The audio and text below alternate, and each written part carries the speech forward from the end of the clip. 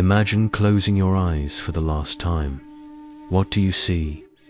For the ancient Babylonians, this wasn't a question of heaven or hell, but a descent into a shadowy, silent realm known as the Land of No Return.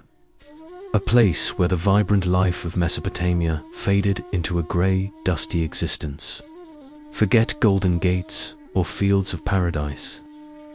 The Babylonian afterlife was a chilling reflection of their anxieties about death.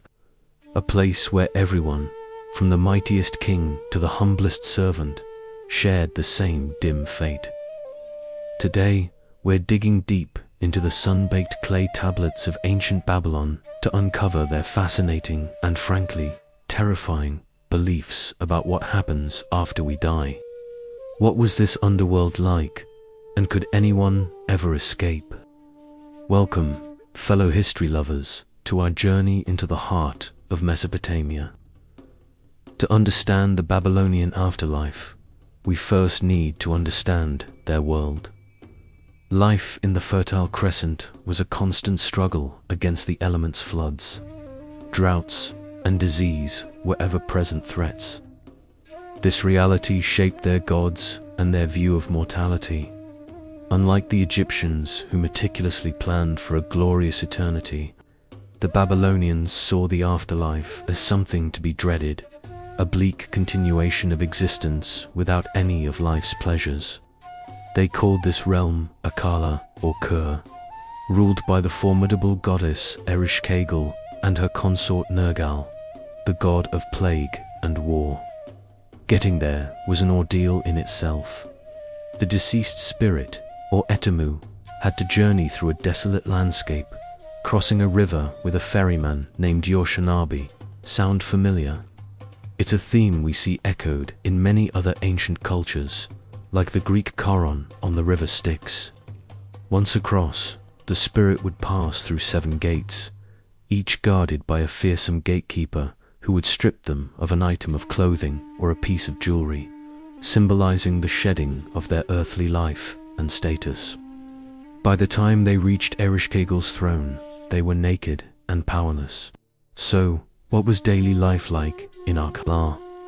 The Epic of Gilgamesh gives us a haunting glimpse. Enkidu, Gilgamesh's beloved friend, has a dream of the underworld before he dies.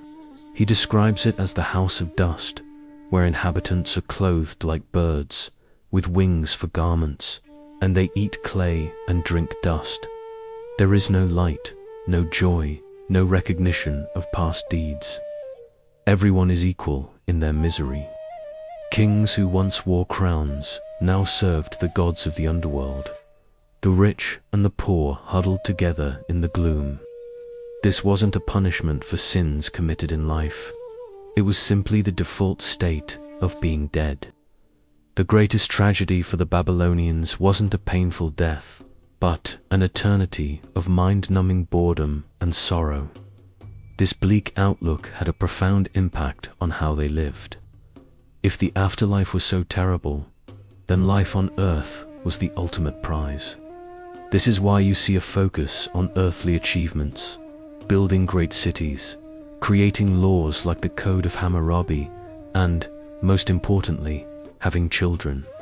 Descendants were crucial because they were responsible for performing rituals called kispu. These were offerings of food and water to the spirits of the dead. Without these offerings, an Etemu could become a restless, malevolent ghost, returning to the world of the living to haunt their neglectful family. So, having a large family wasn't just about legacy. It was your only form of post-mortem insurance. But was there any hope? Any chance of a better outcome? For most, no. However, there are a few intriguing exceptions. The most famous story is the descent of Ishtar. Ishtar, the goddess of love and war, journeys to the underworld to rescue her lover, Tomos. Her dramatic passage through the 7 gates, where she is stripped of her power, is a powerful myth. Although she ultimately fails to bring Tammuz back permanently.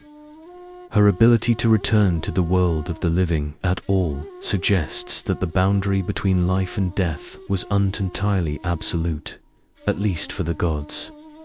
Another fascinating figure is Utnapishtim, the Babylonian Noah, in the Epic of Gilgamesh.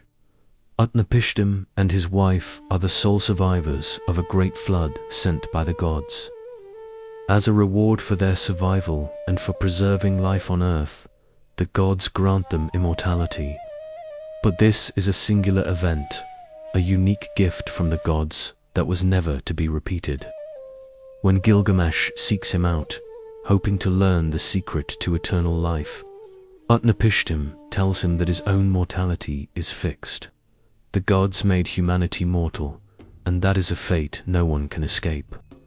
This story perfectly encapsulates the Babylonian worldview. Life is precious and fleeting. The quest for immortality is a fool's errand. The best a person can do is live fully, love deeply, enjoy the food and drink you have, and build a family to remember you when you're gone. The hero Gilgamesh, after failing to achieve eternal life, finally understands this. He returns to his city of Uruk and finds contentment not in godhood, but in the magnificent walls he built, a lasting legacy of his time on earth. So, while the Babylonian afterlife may seem incredibly grim to us, it gave their lives a powerful sense of purpose. It wasn't about earning a place in paradise, but about making your mark on the world you had. It was a call to embrace the here and now, to find meaning in earthly deeds and human connections. The dust and darkness of Irkalla made the light and vibrancy of Mesopotamia shine all the brighter. It's a surprisingly modern message from a civilization that vanished thousands of years ago. Make the most of the time you have.